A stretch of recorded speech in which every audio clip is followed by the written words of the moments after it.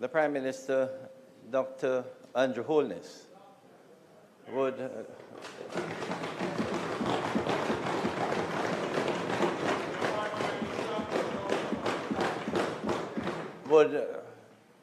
be making a personal statement under Section 18 of the Standing Orders. Members, Section 18, and I want to read this so that everyone has a clear understanding. Section 18, personal explanation. With the leave of the Speaker and by the indulgence of the House, a member may make a personal explanation, although there be no question before the House.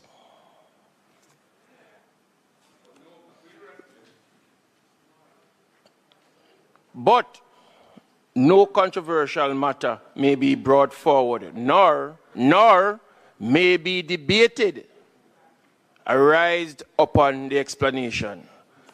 At this time, as Speaker of the House, standing in today, in accordance to the Standing Order 18, I hereby grant the Most Honorable Prime Minister, Dr. Andrew Michael Holness, the right to make that personal statement. Prime Minister, you now have the floor. Thank you. Thank you, Mr. Speaker, for your permission, and thank you, members, for your indulgence.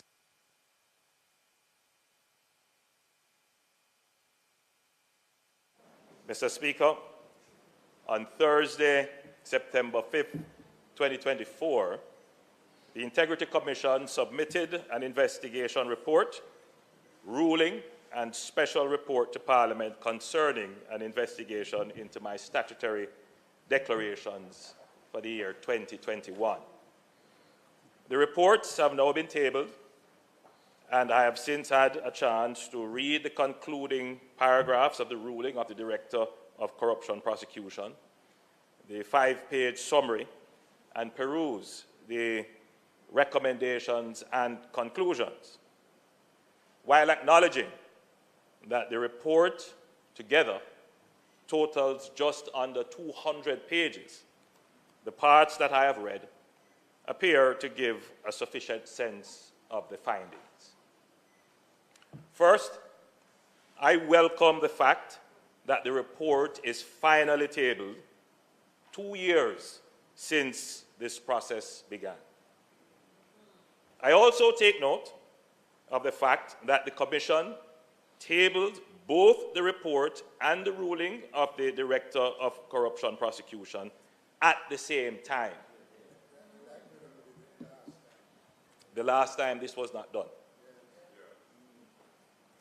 Based on what is said in the summary, queries were triggered because it is alleged that I had omitted bank accounts from my declarations, and one of these accounts was incorrectly reported as a US dollar balance by a financial institution. These matters were cleared as the accounts in question, by my recollection, were dormant, previously reported, and the balance in them were around Jamaican $3,000 and 200 euros. Subsequently, my declarations were once again referred for further scrutiny for accuracy and completeness. Other accounts were identified and alleged to be belonging to me, but undeclared. Some of these accounts were opened by my parents as far back as 1975, and my name later added, probably while I was still a child. Many Jamaicans add their children to their accounts for survivorship reasons and in the event of emergencies. I have never claimed these as my assets, and I am satisfied that the Director of Corruption Prosecution ruled that there was insufficient evidence to support claims that I intentionally omitted bank accounts from my declarations, and that there is greater evidence to support my explanation as opposed to evidence to the contrary. I also note that no other matter in the report was referred to the authorized authority, that is, the Director of Corruption Prosecution. The summary of the report outlined that my personal financial affairs from 2018 to 2023 was examined, including associate private third-party businesses and transactions. Over 3,600 transactions were examined, 28 bank accounts, over 80 witness statements collected. This effort to pursue me and my affairs led to the hiring of an international forensic accounting examiner for 6 months. As far as I am aware, only my 2021 declaration was submitted for investigation. After this most thorough interrogation of my personal affairs, which is not in any way connected to public funds or a benefit resulting from my office, they were unable to conclude regarding illicit enrichment. Nonetheless, they concluded that in one of the 5 years they examined, 2022, there was unexplained growth in my net worth of 1.9 million Jamaican dollars, or less than 1% of my total net assets. I reject this finding based on materiality and significance. And while I have not had a chance to fully review the specifics of their calculations, just a cursory review of their formula, I have seen an error in figures they have used in their calculations. And therefore, I challenge this finding on incorrect use of data. I reject the finding that I acquired an asset for which the source of funds is not adequately explained. The Commission, in its own report, pointed out that this whole episode started with an incorrect statement from a bank. It started with an incorrect statement from a bank. A bank gave a balance verification that I had funds in US dollars, which was incorrect. So too was the asset in question, the subject of errors by the financial institution that managed the asset. While I authorized the transaction, from the outset of the acquisition of the asset in 2019, I was unaware that the financial institution had assigned an amount in error to my account from an associated company. A year later, the investment instrument, a bond, was called by the issuer, and the financial institution made another error and pooled my funds with the associated company. As soon as I discovered this pooling, which is acknowledged in the report, I alerted the institution and instructed that the accounts be correctly separated. However, the initial incorrect assignment was not corrected at that time. I only became aware of the discrepancy when the institution alerted me in June of this year, and once it was brought to my attention, the funds incorrectly assigned to my account in 2019 was rectified. I also reject claims in the report that I have hindered the examination of my declarations by not supplying information requested. Let it be known that I have complied with any obligation placed on me within the law. As far as I am aware, the company with which I am directly associated is compliant and up to date with its filings. Mr. Speaker, I have been involved in political life for more than 30 years. Yes, more than 30 years.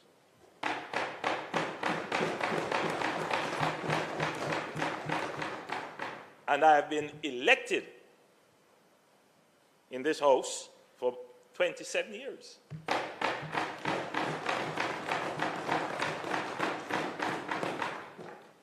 It always gives me a sense of great pride, but also a sense of humility to consider that, I grew up in a two-bedroom board house at 56 Cumberland Road, just up from the Grassyard Market in Spanish Town.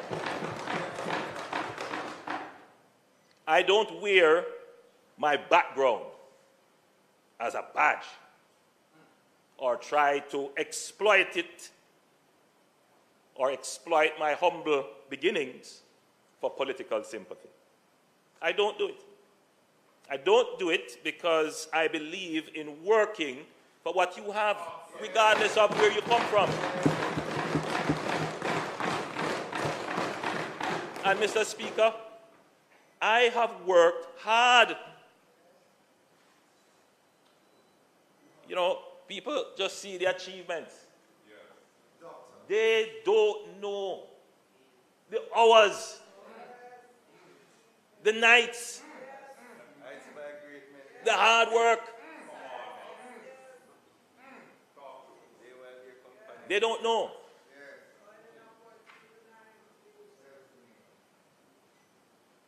I have worked hard, wisely, and honestly to achieve whatever I have.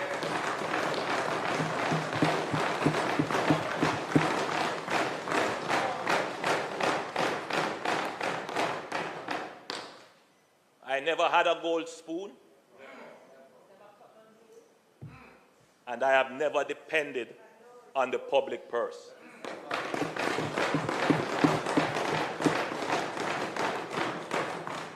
Indeed, I gave up my salary. I gave up the salary due, the salary increase due to prime ministers, in solidarity with all the people who are challenged to make ends meet with their own incomes. I didn't take it and pretend to give it to entities that are in my interest anyway. No. On principle, I didn't take it. I have the privilege, I consider it a privilege, Mr. Speaker, and awesome responsibility of leading this country, and I take it seriously. Regardless of the attempts to distract me and unnecessarily consume my time, I have never lost focus on ensuring a stable, resilient, and growing economy, reducing unemployment, improving our security as a nation, building out our infrastructure, and providing support for the most vulnerable in our society. Furthermore, I've always sought to discharge my duties with respect and dignity, even for those who try to bring me down and do personal harm to my reputation. The weaponization of accusations of corruption is nothing new in politics. However, even the most skeptical onlooker must conclude that the handling of this matter, the time it has taken, the public resources used to pursue it, raise cause for concern on many levels.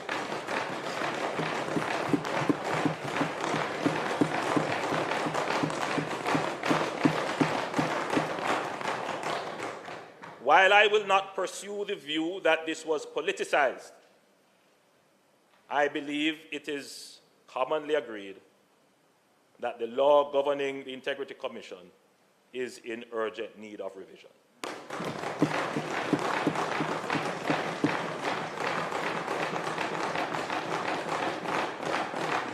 The current context of its operations does weaken its credibility.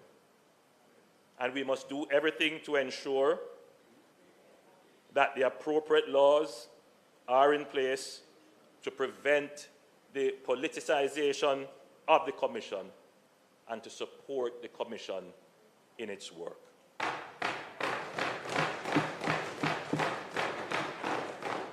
We must also ensure that the Commission itself is efficient and pays due regard to the use of public funds and the time and resources required of public officials to comply. To this end, the law must ensure that the work of the Commission focuses on relevant, significant, and material issues. Mr. Speaker, I will take legal advice on this report and its recommendations, including recommendations for referral to other entities. And Mr. Speaker, I will continue to pray to God for guidance and strength as I continue to lead Jamaica.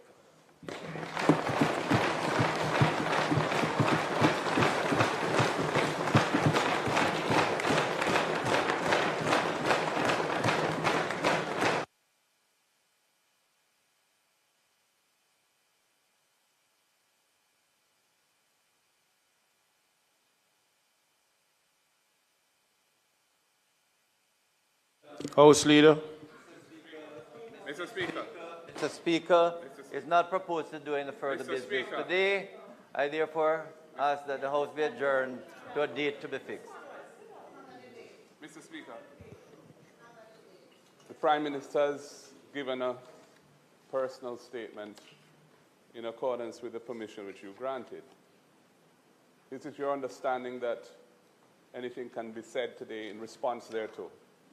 Is that your understanding of the rule? I'm asking for your ruling on the matter. That is my understanding of Section 18 of the Standing Order. Very well. More or none. This report, the substantial report has just been tabled. You cannot debate. The public will have an opportunity to review it and discuss it. Member, you cannot debate.